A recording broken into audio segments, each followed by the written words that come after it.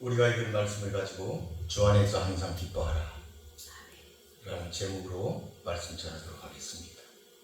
오늘 본문은 빌립보 성도들을 향한 바울의 마지막 권면입니다.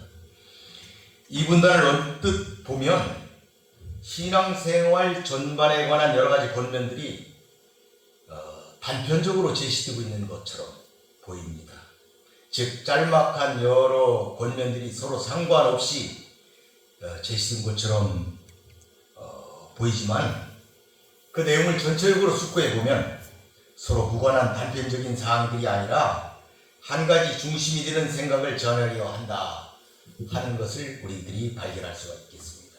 즉 빌립보 성도들로 하여금 주 안에서 기쁨과 평강을 누리도록 하는 관점에서 각각의 권면들이 서로 긴밀하게 연결되어 있다, 이렇게 볼 수가 있겠습니다. 2절에 보니까 내가 유오디를 권하고 순두개를 권하노니 주 안에서 같은 마음을 품으라.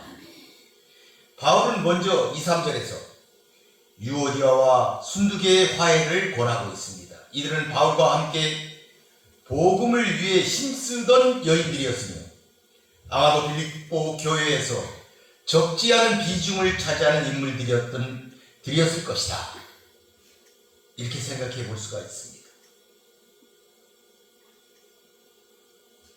개인의 신앙생활뿐 아니라 교회 전체 차원에서도 마찬가지지만 기쁨과 평강을 깨뜨리는 빈번한 이유는 바로 인간관계의 갈등과 불화입니다. 이것은 교회생활 현장에서 수없이 발견되는 현상으로 당시 빌립보 교회 역시 예외가 아니었다 하는 점이지요. 불화하고 있는 두 여인의 성명까지 거론하면서 화해하라고 하는 바울의 권면은 그들 개인뿐 아니라 빌립보 성도 전체가 주 안에서 기쁨과 평강을 누리기를 원하는 그의 충심에서 비롯된 것이다, 이렇게 볼 수가 있겠습니다. 이 여인들은 바울이 마게도냐 지방의 첫 성인 빌립보에서 교회를 세울 때 주도적인 역할을 했던 것으로 보입니다.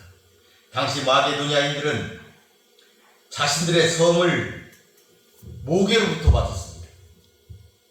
뿐만 아니라 부녀자들은 개인 재산을 소유할 수도 있었습니다. 이런 사회 배경 아래 이 두 여인은 교회 내에서 상당한 역할을 감당하고 있었던 것으로 볼 수 있다, 이렇게 우리들이 살펴볼 수 있겠습니다. 이처럼 이들이 빌립보 교회의 지도적 위치에 있는 여인들이었지만 바울이 본 서신에서 화해를 권면하고 있는 것으로 보아 이들이 빌립보 교회에서 불화의 원인을 제공하는 것으로 보입니다. 바울은 그 여인들에게 주 안에서 같은 마음을 품으라고 지금 권면하고 있습니다. 바울은 동일한 형태로 두 여인에게 같이 권면함으로써 이 둘을 편파적으로 다루지 않고 공정하게 대우하고 세심하게 배려하고 있음을 알 수가 있습니다. 그 권면은 주 안에서 같은 마음을 품으라 하는 것입니다. 화해하고 하나 되라는 권면인 것입니다. 이 마음을 품으라, 이것은 마음의 고삐를 조여달라, 이런 의미가 있겠어요. 자기 자신에 대해 겸양의 한계를 넘어가지 말게 하라, 넘어가지 않게 해라, 의견을 일치해라, 이런 의미가 들어있다 볼 수가 있겠어요. 이 두 여인이 서로 불화함으로 교회에 좋지 않은 영향을 끼쳤기 때문에 바울은 그들에게 필요한 것은 주 안에서 같은 마음을 품는 것이라고 생각하였던 것입니다.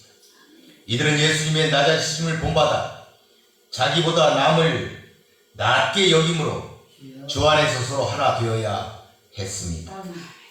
성도 간 불화는 하나 되어야 하는 교회의 공동체성을 깨뜨릴 수 있기에 바울은 간절하게 이들에게 같은 마음을 품으라고 권하고 있는 것입니다.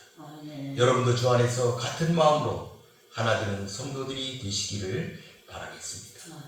3절에 보니까 또 참으로 나와 멍에를 같이 한 내게 구하노니 복음에 나와 함께 힘쓰던 저 여인들을 돕고 또한 글레멘드와 그 위에 나의 동역자들을 도우라. 그 이름들이 생명책에 있느니라. 여기서 보니까 멍에를 같이 한 자, 멍에를 같이 한 자에게 지금 바울이 이야기하고 있습니다. 이 멍에를 같이 한 자라는 것은 이 소가 두 마리가 멍에를 띠고 함께 밭을 간다든지 하는 의미를 가지고 있는데, 결혼 관계나 친척 관계나 또는 사업에 의해서 결합된 관계 이런 것을 나타날 때 사용될 수 있다 이렇게 볼 수가 있겠어요. 그런데 이 단어가 세 사람 유오디아, 순두계, 글레멘드라는 고유명사 사이에 들어있으므로 어떤 의미의 어떤 한 사람이 아니냐 이렇게 보는 경향이 있습니다. 그런데 이 멍에를 같이 한 자라는 이 단어가 소문자로 기록되어 가지고 또 고유명사로 보기도 어렵다 이렇게 되어 있습니다. 그러나 우리는 바울이 그의 이름을 구체적으로 누구라고 거명하지 않고 있기 때문에 그 인물이 정확히 누구인지는 알 수 없지만 그 사람은 바울과 더불어 복음을 위해 많은 수고를 했던 자이고 빌립보 교인들에게 존경을 받고 영향력을 미칠 수 있는 중요한 인물이었다 하는 것을 우리는 추정할 수가 있겠다 하는 것이죠. 어쨌든 바울은 본절에서 분쟁의 주체가 된 유오디아와 순두계 두 여인에게는 화해할 것을 권면하고 또 멍에를 같이 한 자에게는 이들이 과거에 어떤 사역을 감당했는지 일깨워주며 그녀들을 도우라 이렇게 요청하고 있는 것이죠. 여기에서 우리는 비록 지금은 이 두 여인이 분쟁을 일으키고 오류를 범하고 있지만 과거 그녀들이 복음 사역에 공헌한 점을 바울이 여전히 높이 사고 있음을 우리는 알 수가 있습니다. 즉 과거 그들은 바울 자신 곁에서 복음을 위해 협력하고 원수를 대하여 싸웠던 자임을 기억하라 하는 것입니다. 이처럼 바울은 교회 문제를 해결함에 있어 문제를 일으킨 자들을 무조건 정죄하지 않고 오히려 그들의 공로를 높여주고 인격적으로 처리하는 큰 사랑과 목회적인 양육의 태도 이것을 가지고 있었다 하는 점을 우리가 깨달을 수가 있겠어요. 그런데 이 한글 개혁 성경에서는 이 멍에를 같이 한 자에게 부탁을 하고 있는데 저 여인들 뿐만 아니라 저 여인들이 누구예요? 싸우고 있는 유오디아와 순두계 이 저 여인들 뿐만 아니라 그레멘드 또 다른 동역자들을 도우라. 그러니까 멍에를 같이 한 자에게 이거 다 그 사람들을 이 사람도 돕고 이 사람도 돕고 이 사람도 도와라 이렇게 한글로 나타나고 있는데 원문에서는 그게 아니고 저 부녀들을 도와라. 유오디아와 순두계 그들을 도와라. 그들이 우리와 함께 복음을 위해서 우리와 함께 나와 함께 글레멘드와 함께 또 다른 나의 동역자들과 함께 힘쓰는 자 아니냐. 그러니까 그 여인들을 도와라. 원문은 이런 뜻을 가지고 있습니다. 공동번역에서 이걸 분명하게 잘 번역하고 있어서 한번 읽어볼게요. 나와 한 멍에를 맨 내 진실한 협력자에게 부탁합니다. 이 여자들을 도와주십시오. 이 여자들은 유오디아와 순두계를 지금 말하고 있어요. 이 여자들은 클레멘스를 비롯하여 다른 협력자들과 더불어 복음을 전하느라고 나와 함께 애쓴 사람들입니다. 그러니 이 여자들을 도와주세요. 이렇게 원문은 말하고 있다. 그러면 왜 도와야 할까? 왜 그 여자들을 도와야 합니까? 멍에를 같이 한 자가 왜 도와야 하냐? 그것이 본문에 나와 있어요. 그 이름이 생명책에 있는 사람들이기 때문이다 이 말이에요. 생명책에 이름이 기록되었다는 것은 하나님 나라의 영생이 보장되었던 사람들이다. 즉 하나님께 의롭다함을 인정받았기에 이름이 생명책에 기록되어 있는 것이다 하는 점입니다. 비록 그녀들이 서로 다퉈서 교회를 힘들게 했지만 그 이름이 생명책에 있는 자들이기 때문입니다. 그러므로 도와줘야 한다 이 말입니다. 그것이 하나님을 기쁘시게 하는 것이기 때문입니다. 여러분도 그 이름이 생명책에 기록된 자들을 덮어주고 도와주시는 성도들이 되시기를 바라겠습니다. 이제 두 번째 단락에서 바울은 주 안에서의 기쁨과 관용에 대해서 권면하고 있습니다. 4절 보니까 주 안에서 항상 기뻐하라. 내가 다시 말하노니 기뻐하라. 바울은 또한 주 안에서 항상 기뻐하라고 거듭 권면하고 있습니다. 이는 곧 주 안에서의 기쁨이란 환경에 따라 수동적으로 변하는 것이 아니라 성도의 내면적 신앙 자세와 직결되어 있는 그러한 것들을 우리가 본문을 통해 알 수가 있습니다. 환경에 따라 변하는 게 아니에요. 기뻐하라는 건. 내면적인 신앙 자세와 관련이 있다 하는 점입니다. 이 기뻐하라는 것은 이 빌립보서 서신의 핵심 단어입니다. 그런데 바울은 기뻐하되 주 안에서 기뻐할 것을 권면하고 있습니다.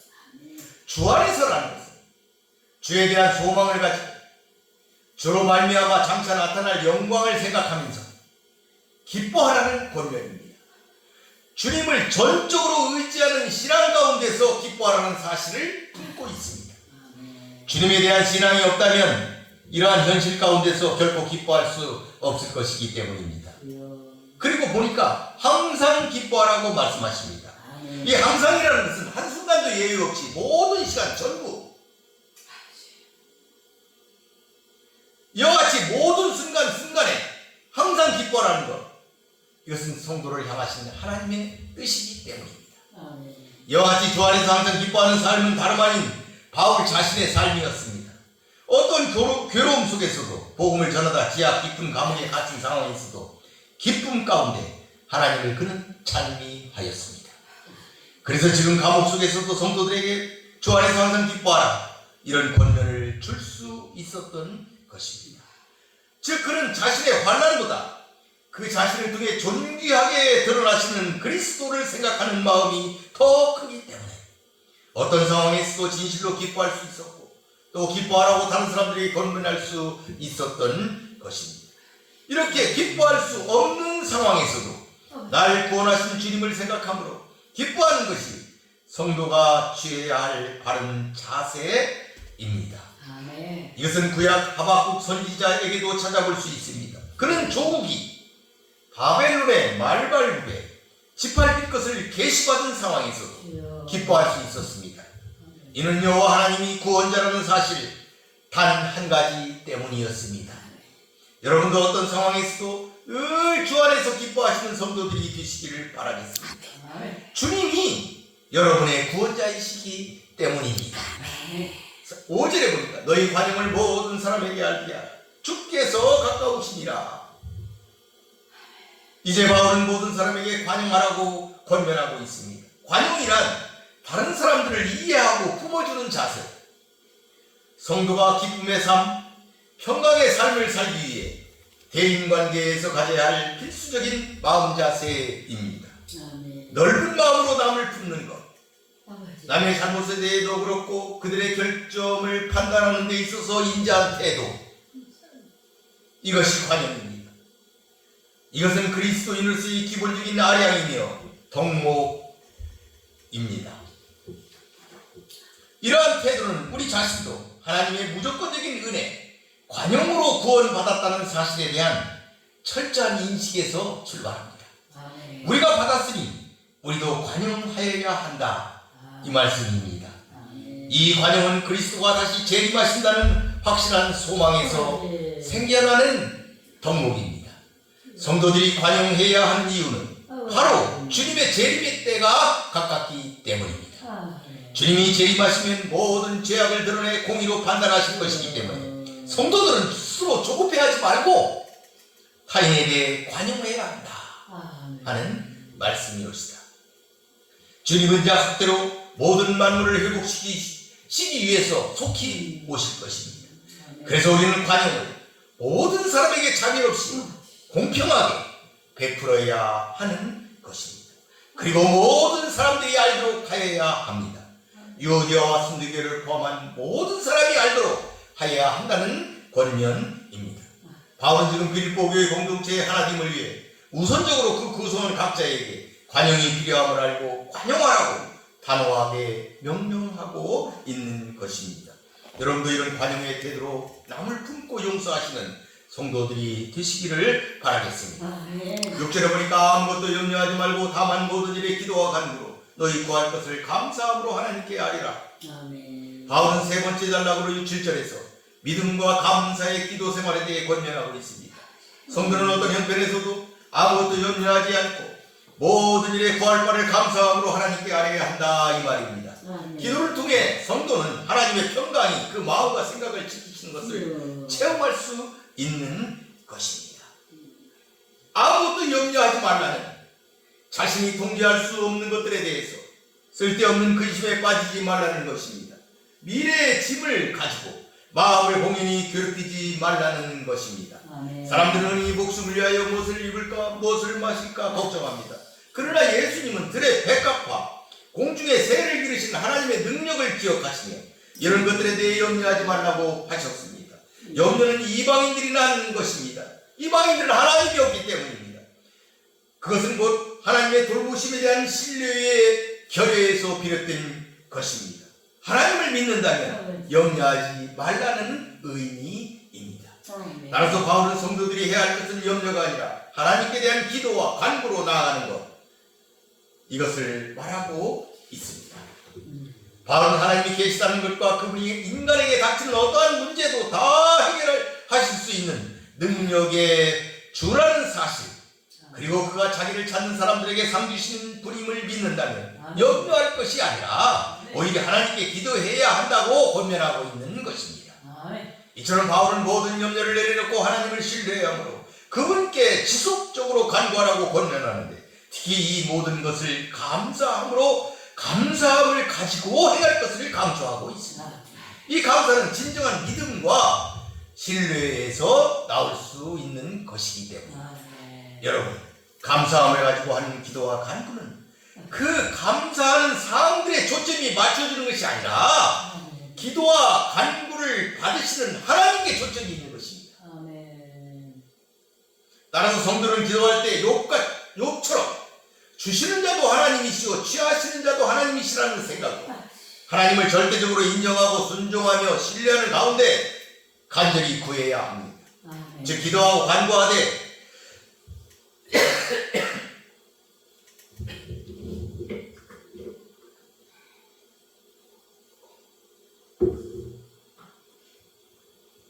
그 응답에 대해서는 하나님의 뜻이 최선임을 믿고 그것이 어떤 것이든지 감사함으로 받겠다는 태도로 기도해야 한다, 이 말입니다.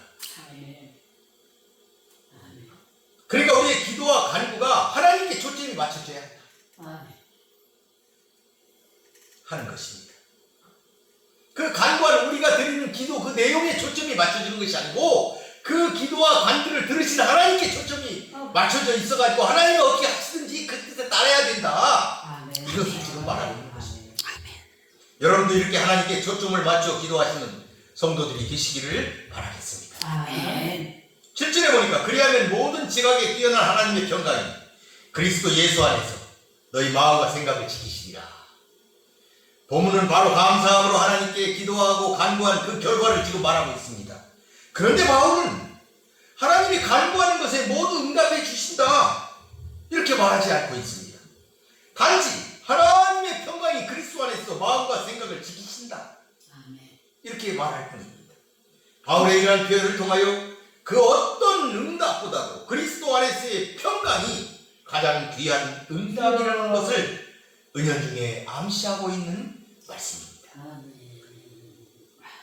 이 하나님의 평강은 인간의 모든 지각, 지성적인 모든 기능을 초월하고 우리의 모든 꿈을 능가하며 우리의 이해력의 범위를 뛰어넘는 이렇게 모든 이해를 초월하신 하나님의 무한한 평강이 감사함으로 기도하고 간구하는 자들의 마음을 지키신다 하는 것입니다. 하나님의 평강은 파수꾼이 한 성읍의 안전을 위하여 성심껏 지키는 것처럼 친히 당신에게 기도하는 자들의 마음을, 그 생각과 감정을 세심하게 지켜주실 것입니다. 따라서 그들은 요새에 보호되어 있는 것처럼 걱정과 두려움의 공격으로부터 안전할 수 있는 것입니다. 이 평강이라는 것은 어떤 상태를 이야기하는 것입니다. 이 평강은 하나님 자신이 지니고 있는 평안, 하나님의 그 본성 자체의 특징이 되는 평강으로서 하나님께 감사하고 신뢰하는 그리스도인들에게 기꺼이 주어지는 것입니다. 이 평강은 외적이지 않고 그래서 내적인 것입니다. 그래서 그 평강은 인간이 처한 어떤 상황 가운데서도 고요한 평정과 기쁨을 누릴 수 있게 합니다. 그러한 평강을 바울은 이미 경험한 바가 있습니다. 즉 빌립보 지하 감옥에 빼었을 때, 로마로 가는 바다에서 유라굴라 광풍을 만났을 때 그는 두려워하지 않고 평안을 견고하게 유지할 수가 있었던 것입니다. 이 평강, 하나님이 주시는 응답이었기 때문입니다. 이런 평강을 지닌 자야말로 주님 안에서 성도의 바른 모습을 유지하며 살아갈 수 있을 것이며, 이런 평강이 있기에 그리스도인은 항상 주 안에서 기뻐할 수 있는 것입니다. 여러분도 이런 평강 누리시는 성도들이 되시기를 바라겠습니다. 8절에 보니까 그대로 형제들아 무엇이든지 참되며 무엇이든지 경건하며 무엇이든지 옳으며 무엇이든지 정결하며 무엇이든지 사랑받을 만하며 무엇이든지 칭찬받을 만하며 무슨 덕이 있든지 무슨 기림이 있든지 이것들을 생각하라. 바울은 8절 9절에서 신앙의 미덕을 실천할 것을 지금 권면하고 있는데, 바울은 신앙 미덕의 실천 역시 성도가 주 안에서 평강을 누리는 것과 직결되어 있는 것으로 9절에서 제시하고 있습니다. 바울은 여기서 신앙생활 일반에 관한 실제적인 8가지 덕목을 지금 제시했습니다. 우리 성경, 번역된 성경에는 8가지가 무엇인지 잘 되어 있지 않은데, 성경의 원문을 보게 되면 8가지가 분명하게 구별이 되어 있습니다. 8가지가 기록되어 있어요. 공동변에게 이걸 번역을 이렇게 잘 해놨어요. 한번 보겠습니다. 여러분 무엇이든지 참된 것과 고상한 것과 옳은 것과 순결한 것과 사랑스러운 것과 영예스러운 것과 덕스럽고 칭찬할 만한 것들을 마음속에 품으십시오. 성도는 신앙 안에서 참된 것, 경건한 것, 옳은 것, 정결한 것, 사랑스럽고 칭찬할 만한 것들을 먼저 생각해야 한다 하는 것입니다. 바른 생각은 바른 행동을 위한 첫 단계이기 때문입니다. 그래서 이런 것들을 생각해야 된다.